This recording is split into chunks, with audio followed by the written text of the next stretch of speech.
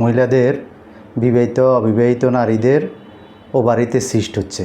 তো ওভারিতে সিস্ট হলে অনিয়মিত মাসিক হয় এবং বাচ্চা ধারণের অক্ষমতা প্রকাশ পায়, অর্থাৎ নারীরা গর্ভধারণের সমস্যা হয়, গর্ভ ধারণ হয় না।